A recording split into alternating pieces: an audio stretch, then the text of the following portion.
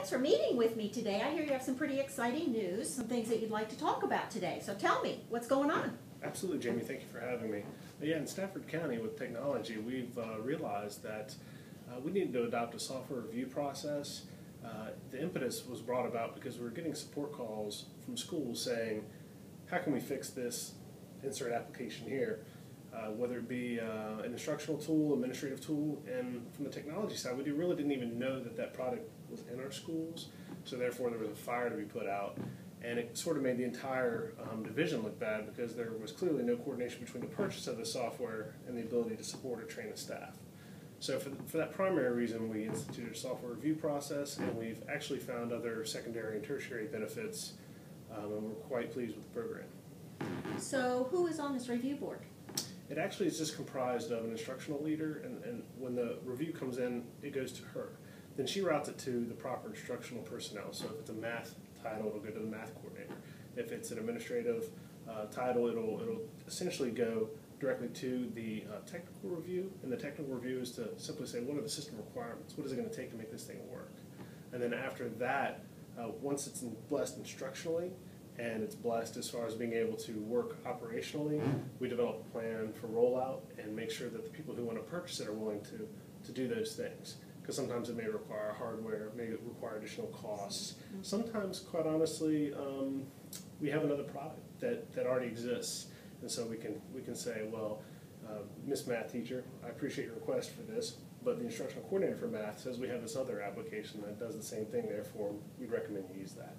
So it could end up being cost saving too. Oh, absolutely. We've got many examples of cost savings. I could give you just a quick couple. At one school, there was this product called Comic Life that uses it on the Mac for kids to do storyboard telling. The way they license that product is $30 per individual license, $10 if you're buying in packs of 100, and $1 a piece if you're buying 1,000 or more. So we found one school who spent $750 to do one lab of computers, and I knew other schools needed it. So from the division level, I was able to purchase the rest of the other 29 schools for $1,500. So that was a tremendous cost savings. And the second one that comes to mind was approximately $125,000 savings, where the career and technical education folks needed to buy an updated version of Visual Basic for 5 high school labs.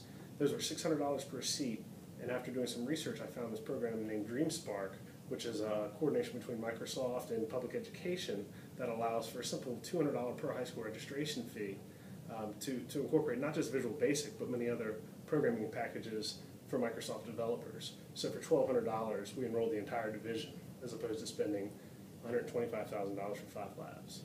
Wow, that's pretty significant. So what's the downside? Are there any detriments to this? A little bit. The perception from some school personnel that we've heard have the appearance, or their perception, that the appearance is that it's a bit of a bureaucracy.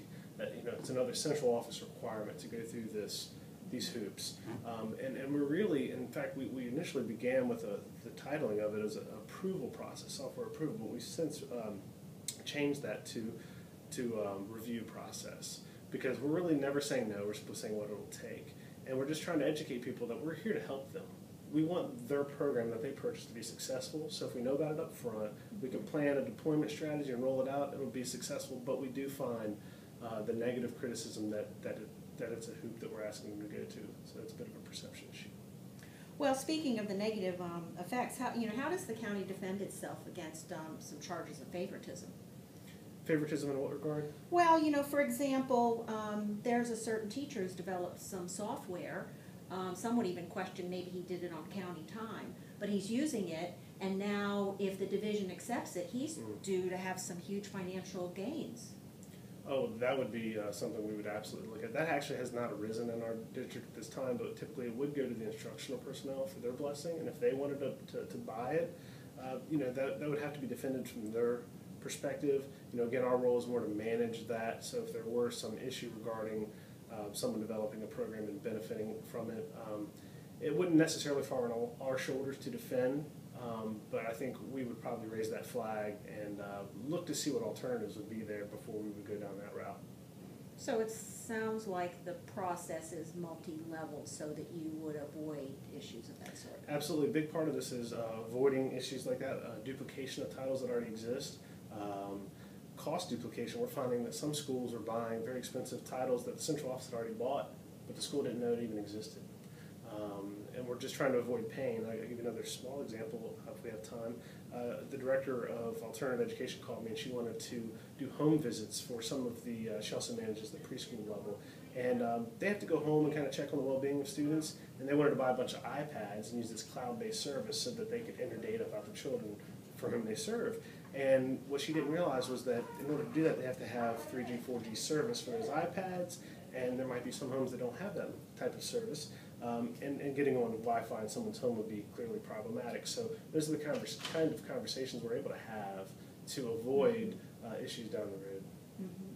So how do you see this as, you know, down the road, you know, as technology changes so much, you know, how do you see this, what's it going to look like in a few years down the road? I think we need to continue with what we're doing. We are finding that some schools are simply choosing not to go through this process, and they're just buying what they want anyway. So that's one thing I'd like to improve. So down the road, I'd like to find a way where perhaps we can require that participation, that cooperation. Right now it's essentially voluntary. Mm-hmm. We did send out an LTP, which is the official way in which superintendent distributes, here's how things are going to run in our county.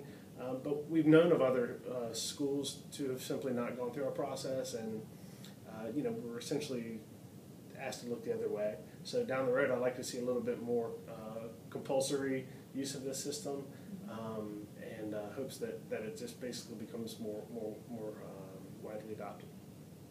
Is there any plans to have any, you know, perhaps parents be a part of this review process? I think that's an interesting thought, and quite honestly one that we hadn't, at least I hadn't considered to this point. But I would, you know, again thinking of the big picture, would like to see perhaps similar to how we map out our curriculum, perhaps mapping out the software that's available to schools by level, by subject, and then perhaps having parents review that to say, well, I see that you're using perhaps, you know, Larson's math for grades 3 through 5, but I know this other program, and maybe that would be something that I could see in the future to where parents could have some involvement. Well, it sounds like it's a great money saver for the county and help improve some efficiency. So thanks a lot for talking to me today. Thank you very much, Jamie. Mm-hmm.